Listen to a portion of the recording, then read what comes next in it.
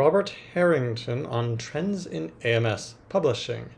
I'm Dr. Samuel Allen Alexander, mathematician and philosopher, still here, and I'm reading Robert Harington on Trends in AMS Publishing. AMS stands for American Mathematical Society. This is an interview between Robert Harington and Mark C. Wilson. I believe at the time Mark C. Wilson was the editor-in-chief of the notices. This is published in the notices in 2025. Robert Harington has been in charge of publishing at the AMS since 2013. I interviewed him by Zoom in October 2024. The interview has been edited by both participants. There are several technical terms related to open access publishing briefly explained here. For a fuller explanation, I recommend the AMS primer on open access. What are the main challenges you see for AMS journal publishing over the next few years? For as long as I've been in publishing since 1991, there's always been things out there that may be cast as either a doomsday scenario or as an opportunity. And nothing ever quite works out the way that you expect. It's never as bad as it seems, and there's always opportunity to make things better. My priority is to serve the mathematical community and the membership of the AMS. Everything we do is for mathematics and mathematicians, and by mathematicians I mean from high schooler to researcher, not leaving out those who are in the library world, funding agencies, and professional settings. So that's our priority. It's not about satisfying shareholder value. The goal is to be sustainable financially because we need to be able to contribute to the operating income of the society, but equally the mission is to disseminate mathematics of many different types and levels to the mathematical community. So I say all that as a preface. The challenges that are on us right now really revolve around the shifting sands of what publishing looks like. The continuing landscape around open access affects the way that mathematicians access content, especially journal content, and also how they author journal content. That runs right the way through from how government agencies and the government itself are involved with open access, particularly mandates, and how that differs across the world because it is different in the US and Europe, for example. There's also the issue of how much is being published. Each year you see a 3 to 4% increase in journal article publications, and in reality there is a real pressure to publish more. That comes from some publishers who are, of course, charging fees for authors to publish, and therefore it's in their interests to publish more. There's also career pressure because you as a mathematician have a career and you want to succeed in that career, and to succeed you have to publish. In different fields these pressures are felt differently. In mathematics there is arguably less pressure to publish more and more stuff, and it's more a question of making sure what you publish is of high quality. Much of what you would publish in a journal as an article of record is also shared at a fairly early stage on the preprint server archive.org. So we have a different dynamic within mathematics than perhaps you see in other fields. But having said all of that, the pressures are there. Another big challenge is the rapid increase in how technology affects publishing, the most obvious one at the moment being AI. AI, of course, is not just one thing. It ranges from specific workflow tools that have been actually around quite some years to the more recent emergence of generative AI, with all the large language models suddenly rearing their head. And bear in mind, this is in 2025, so things have actually gotten even more interesting since then. That is having a profound effect on how research is done and also on how we publish. The question of how, as a learned society, we respond to that, I think, is both a challenge and an opportunity. It's something we have to investigate in a way that makes sense for our community. We have to look at AI from an ethical point of view, from a privacy point of view, from any number of points of view that actually put mathematics and mathematicians at the center of how we approach this as opposed to any other concerns. Another way of looking at AI is to think through how AI can actually make life better for mathematicians as they publish. I think there's a lot that can be done here. Included in all of that, which goes beyond the publishing part, is that mathematics is instrumental in steering the development of AI. Mathematics contributes to the evolving science that goes into machine learning and the development of AI tools.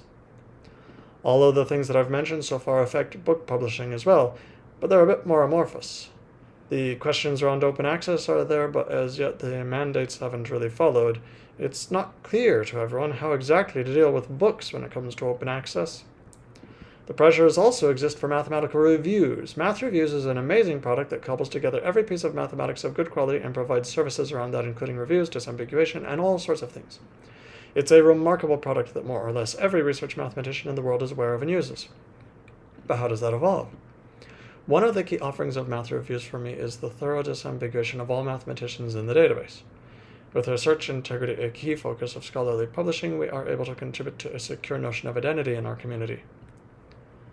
That really speaks to me personally because I'm often confused by search engines and so on with the late 19th century / early 20th century metaphysicist Samuel Alexander. I have not been alive for over 100 years. I'm not that old. Any papers you see attributed to me from the early 20th century or late 19th century are actually by the metaphysicist Samuel Alexander. Continuing. Another opportunity and challenge, and I do continue to say both of those things together because I don't see them as separate, is around accessibility. By accessibility, I mean the development of tools that allow those who may be impaired, visually or otherwise physically, to access content. This is affecting not just publishing, but every walk of academic life. For example, lecture notes at most institutions are now expected to be in an accessible format. In mathematics, there are real complexities, but we have made really good advances on accessibility tools. We think that we're doing really good work there, and it's become a real priority for us. That feeds into another challenge. How can we be inclusive and equitable and incorporate diversity into everything we do in publishing? And that's another major opportunity for us to continue to improve. I think it's very much a priority, and that affects things like peer review. We are in the midst of rolling out double anonymous peer review across AMS journals. Oh wow, I had no idea about that. That's major. It affects how we publish generally, how we publish for everyone in different walks of life in different parts of the world, different types of institution, different types of mathematicians. By the way, for you on YouTube, when they say double anonymous peer review, what that means is not only does the author not know who the peer reviewers are, but also the peer reviewers do not know who the author is. Although in mathematics, this is less perfect than in certain other fields because often papers will be in extremely tight niches where basically just changing the name to anonymous isn't really going to veil anything because there's like 3 people in the whole world who are capable of writing the paper in question, 2 of whom are peer reviewers. There is also this increasing shift away from print to electronic publishing. How does that affect the way that we publish, the way that mathematicians do research and teach? So again, that's both a pressure and an opportunity. Then Wilson asks, so having laid out some of the challenges there, can you say something more about opportunities? Harington replies, when the Nelson memo was released, this is referring to the 2022 White House memo, it basically outlined that federal funding agencies should try and develop a path for those that they fund to publish immediate open access with zero embargo. I worked with Karen Sachs in AMS Government Relations, and we were certainly among the first, if not the first, to talk to the NSF, the major funder in the US for mathematics, about what the priorities are within mathematics as they think about developing a response. That really revolved around how different fields work.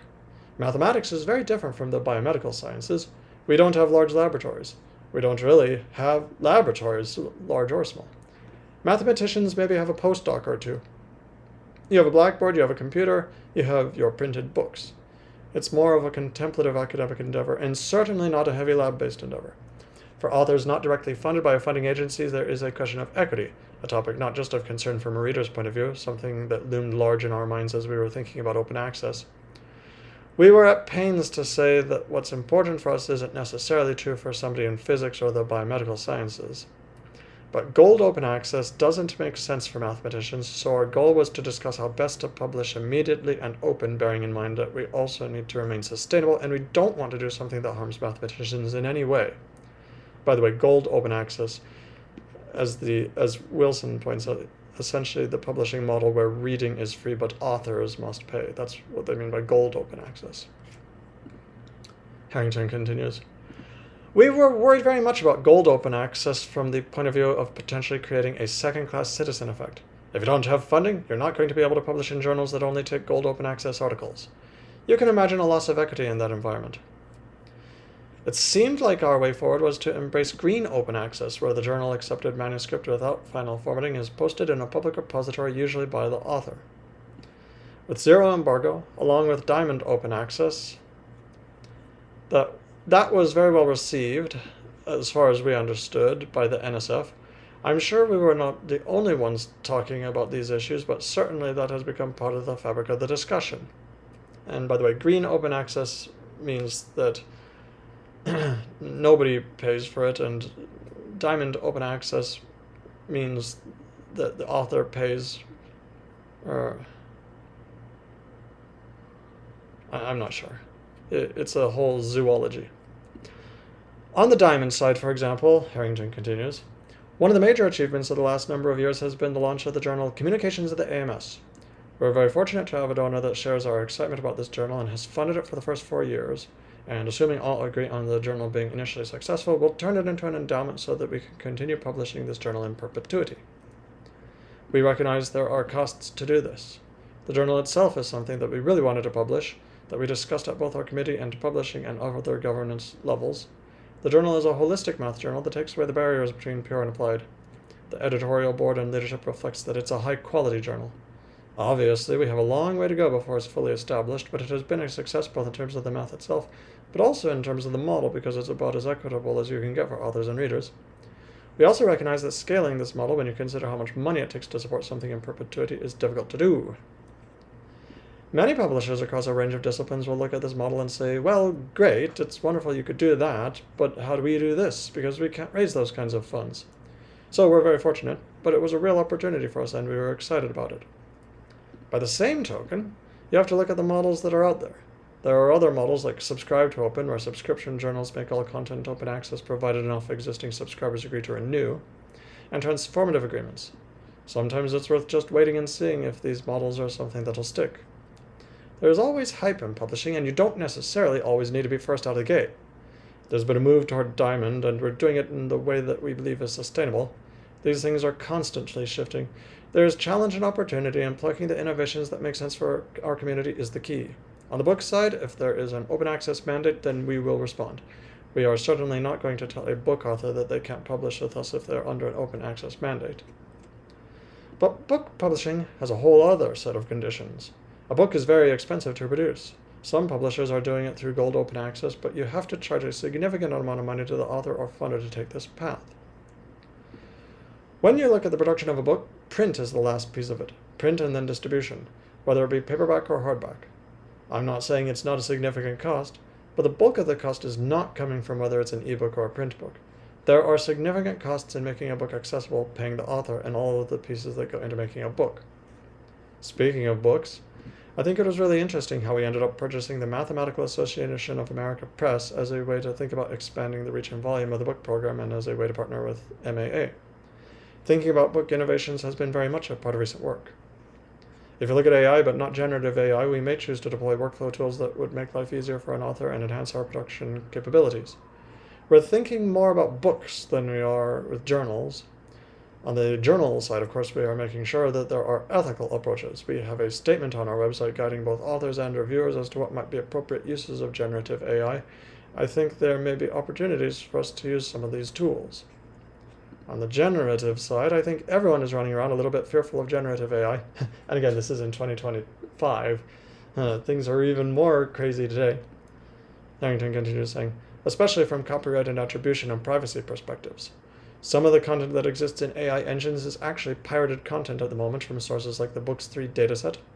On the journal side, they are assimilating everything that's available to them. Some of it they shouldn't be assimilating because it's copyrighted. It includes retracted papers. It includes papers that are wrong. It includes preprints.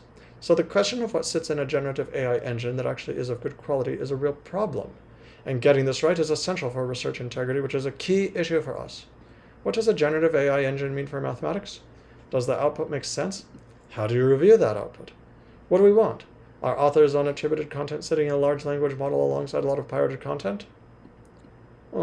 I, for one, speaking personally, welcome all of the AI companies to go ahead and include all of my papers into their models.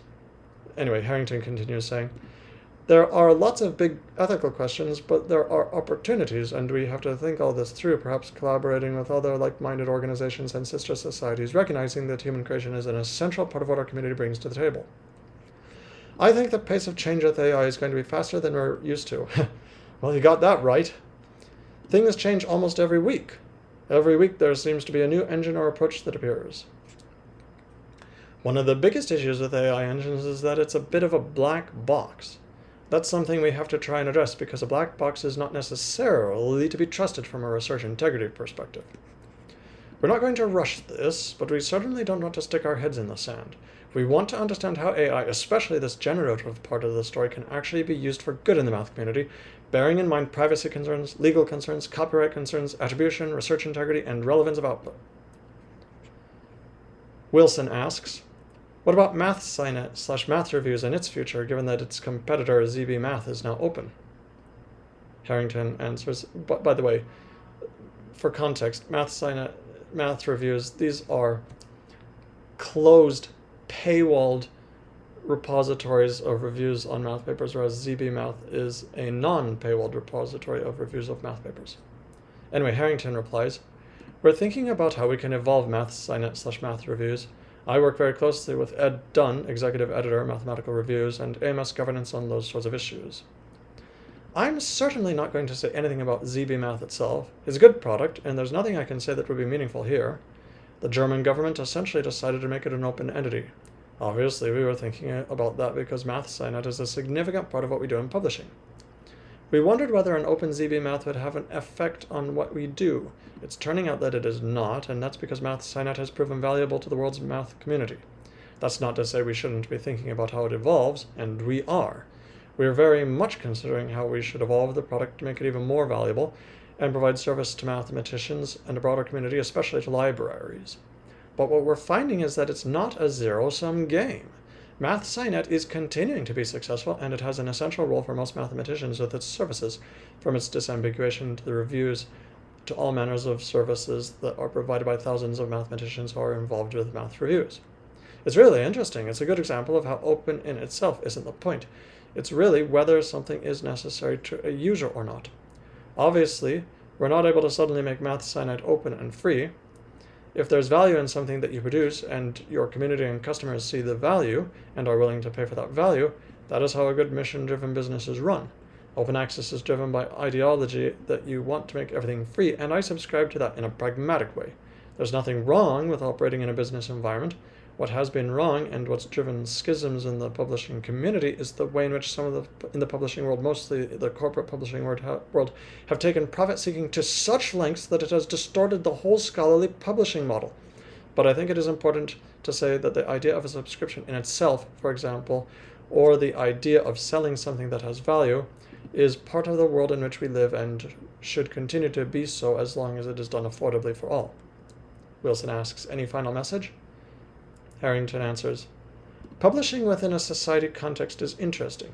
There's this happy tension between what one can do in service of the society mission and running a business, and that tension is healthy because there's innovation that arises out of it.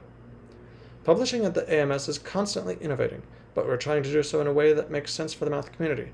It doesn't have to be a rush, and we know we do not have to be first to every new emergent idea, but we also are evolving and trying to do this with agility. It's a really interesting place to be, and something that I think an academic society such as ours is in a unique place to do. It's because we have our membership and our mathematical community front and center of mind.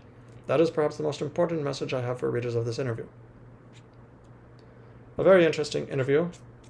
Again, this was in 2025, so a lot of what they were saying here about AI, everything has since then been magnified by a factor of 10. Back when this was published, we didn't yet have AIs actually solving open Erdish problems, for example. Anyway, I'm Dr. Samuel Allen Alexander. Please like, comment, and subscribe. I will see you in the next video.